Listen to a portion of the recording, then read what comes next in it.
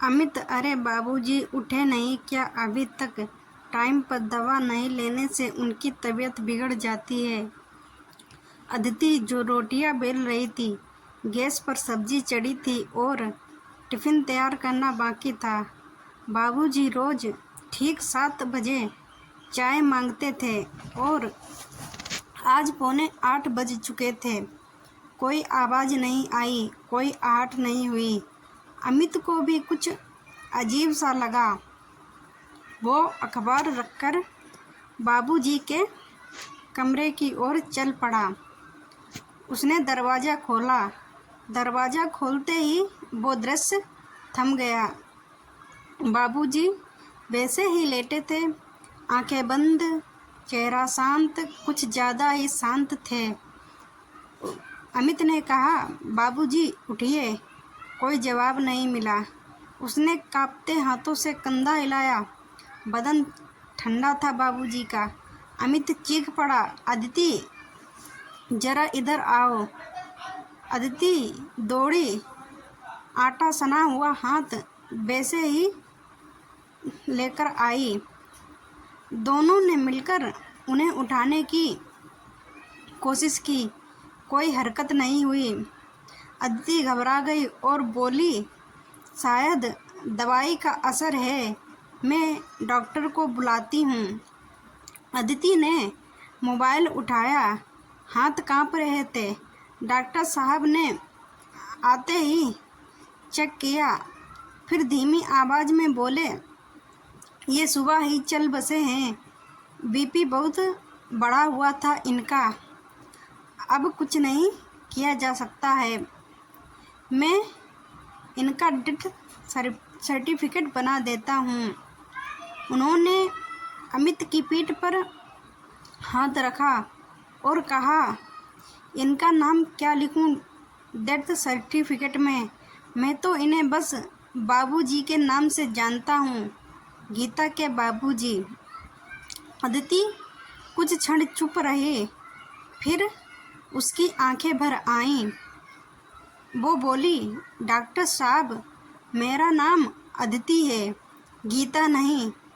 पिछले 10 सालों से मैं बाबूजी के लिए गीता बनी हुई थी। डॉक्टर ठिठक गए और बोले, मतलब? अदिति की आंखें एक पल को बंद हुईं और फिर बीते 10 साल उसकी पलकों के नीचे उभर आए। वो बोली, 10 साल पहले की बात है, मैं सब्जी लेने मार्केट गई थी। वापस लौट रही थी तो एक बुजुर्ग बार मेरी बाँह पकड़कर बोले, गीता तू आ गई, देखना मुझे अपना घर नहीं मिल रहा है। उनके चेहरे पर घबराहट थी, आंखों में मासूमियत थी। मुझे समझ ही नहीं आया कि मैं क्या करूं, मगर कुछ था उनकी आवाज़ में, एक भरोसापन, एक अपनापन। मैं उन्हें रिक्शे में बिठाकर अपने घर को ले आई। खाना परोसा तो भूखे जानवर की तरह टूट पड़े थाली पर। भोजन के बाद बोले, गीता यही तो है अपना घर, और तू भी तो यहीं रहती है। मैं कुछ बोल ही नहीं पाई। शाम को जब अमित आए तो मैंने उन्हें सब बताया। अमित ने पुलिस रिपोर्ट करवाई, गुमशुदा विज्ञापन दिए और टीवी चैनलों पर खबर चली, मगर कोई लेने नहीं आया। 1 सप्ताह गुजर गया, लेकिन उनका कुछ पता नहीं चला। वो गीता गीता कहकर मेरे आगे पीछे घुमा करते। गीता आज भिंडी की सब्जी बनाना, गीता आज बेसन की कड़ी बनाना, गीता आज हलवा खाने की इच्छा है। ऐसी फरमाइशें किया करते थे। उनकी बातें, उनका अपनापन देख मेरा मन भर आता था। बड़े हक से वो मुझे हर बात कहते, जो मुझे भी बहुत अच्छा लगता था।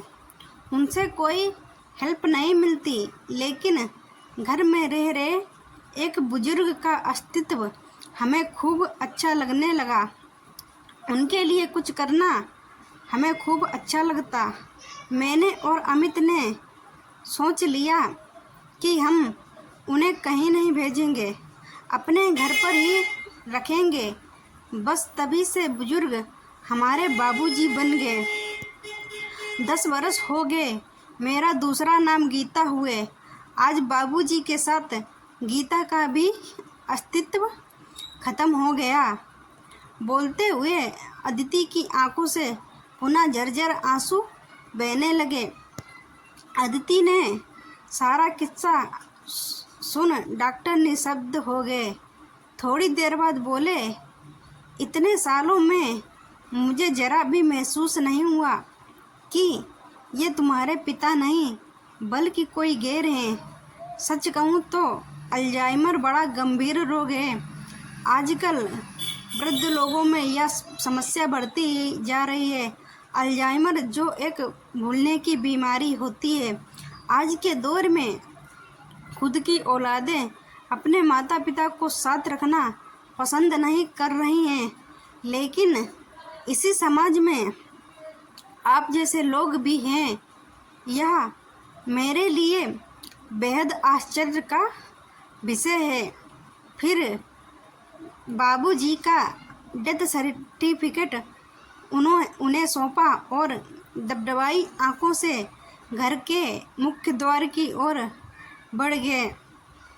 आप लोगों से दिल से गुजारिश है कि अगर अदिति और बाबूजी की कहानी ने आपकी आंखें नम कर दी हों, अगर उनका रिश्ता आपके भीतर तक छू गया हो, तो इस वीडियो को लाइक ज़रूर करें।